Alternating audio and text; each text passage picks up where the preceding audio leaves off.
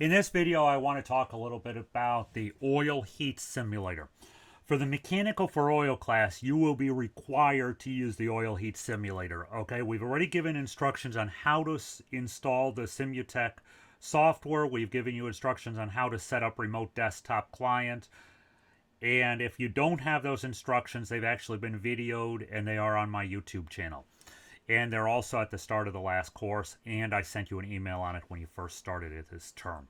So you're going to come in and you're going to find the remote desktop client, okay? It's basically a greater than less than sign.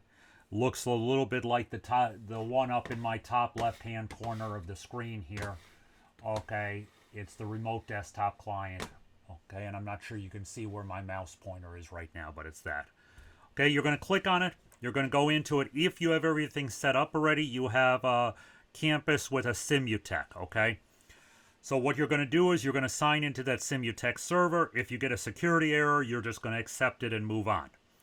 Okay, because there might be an expired certification on that. That's okay. Okay, on the Schematics software, we have an item called Simu Oil. Okay, you're going to want to click on Simu Oil and open it up. It pulls up a screen that says Schematics Oil Furnace Simulator. Now, before you do anything in this, we need you to go in and log on, okay? So if your name is not already on the list, which surprise, surprise, no one is on the list currently, other than me, we're going to click New. Okay, now you have blanks to fill out. Hard to do on an iPad. Up at the top corner here, okay, there's a little keyboard. I need you to go onto the keyboard, okay, and you're going to fill in your first name, okay, and then you can just, if you want to, you can just use the tab. I'm just going to fill in, again, a blank user. You're going to go tab to the password. Need you to give it a password that you're going to remember. I mean, this is not top secret information. So, again, password you remember, click OK. It's going to ask you to fill out your password one more time. Okay. If you did everything right, you click OK. It's going to create a new user. Now, let's get rid of the keyboard. So you're going to click the little keyboard away thing down at the bottom of your keyboard. And you will notice that if you're logged in properly down here at the bottom right-hand side, okay, you will see everything that you need. Now, two fingers pulling. You can pinch to make this bigger and smaller. You want the full window on the screen. Okay, and you want to, for the moment, run normal. There's no sense in putting faults in this until you've actually run through this run normal. This is an exercise in troubleshooting and following directions. Couple things you're going to notice. Let's look at the bottom of the screen first. Okay, and your screen may shift around as you get your mouse to the close outside points, but that's okay. Okay. Skip over runtime for the moment. That just tells us how long you've been in the simulator product. By the way, everything you do in here is logged. Okay, not only in the simulator software, but on the server as well. And there's a lot of logging on this. Okay, you have a power switch. You have an oil valve. Your thermostat set point. Your current room temperature. In other words, we can make it warmer and colder.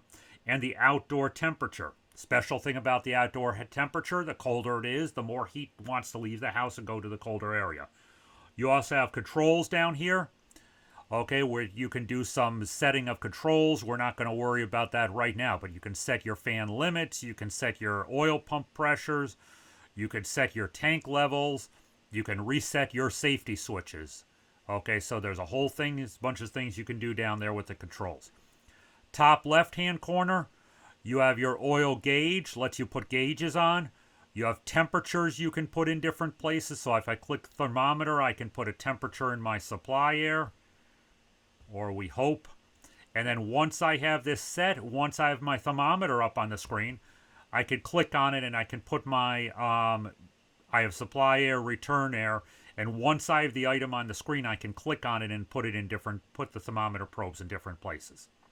By the way, to move any of these boxes around, put your mouse inside of it, and then 3 fingers lets you move it.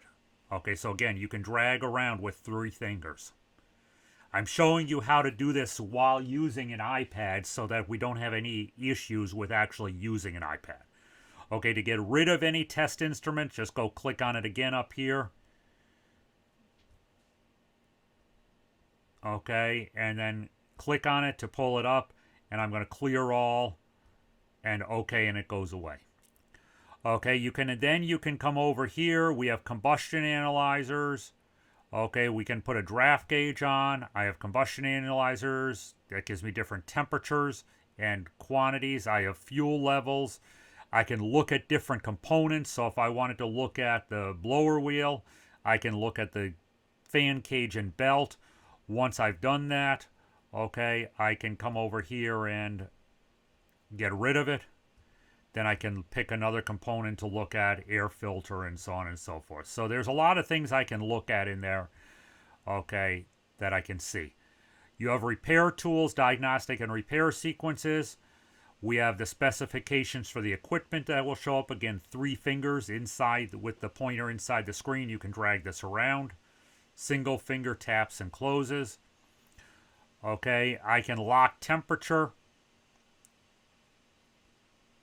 Okay, I can block return ducts if I want to do some testing of my limits. You don't really want to do that in someone's home. I can take a look at my electrodes adjustments. Okay, I can use the tip gap. I can make them wider or narrower. Okay, I can change the nozzle. I can change the size to the nozzle, and I can see what happens with the smoke. Okay, I can actually bleed my oil pump. Okay, and it puts a little bleed can in there, which is sort of neat to do. And then when I'm ready to, I could fire this sucker up. Okay, and we hope that we have flame. Okay, now the other thing up here on the top right, there's a little, it shows you the actual schematics. Okay, in the schematics, everything at this point will open and close. Okay, so in other words, if I power it off, you'll actually see some of the relays open and closing in here. Okay, the relays, thermostats, and everything open and close. You want to get a closer look. 2 fingers pulled apart on your screen, opens it up, 2 fingers together, pinches it back down to a smaller screen. Okay, and top here we have a voltmeter. Click the voltmeter. You can put your leads. You can click where you want your leads to go, and it pulls the meter up. Once you have the meter up, you can click on the meter, and it will give you different places you can put the meter. Okay, so once you have your meter on the screen, you have different places to get rid of it, clear, and okay. You can do the same thing with an ohm meter, but it won't let you do it while it's running. It will flat out not let you use the ohm meter while the system is powered. Amp clamp you can put on here in different places, like perhaps if it doesn't put it, it's not a place you can put it. Okay, so I'm on my motor, on my blower motor, I can put it on the common is where it puts the amperage in. That motor's not running yet because the furnace hasn't gotten warm enough yet. Once you have it on something, just like with the other meters, you can pick a couple different places. Once you just click on it, put a couple different places in. When you're done with Simutech, do yourself a favor, exit to the main screen. Okay, return to the main menu. File, close. You don't want to leave yourself logged in because then somebody else can be doing stuff under your login. You don't want to do that. Okay, come to your start menu. Okay, sign out. Okay, anytime you leave Simutech or the software logged in for more than 5 minutes without any activity, it's going to kick you out. Okay, there is a 5-minute inactivity timer on it, so you cannot run up the clock by not doing anything. So you're going to have some worksheets to do on Simutech. You're going to do everything in the normal condition, which is the not faulted condition. And then we're going to take you into starting to diagnose and learning how to repair and troubleshoot. That's the whole point of Simutech. Start messing around with it now so you get used to it.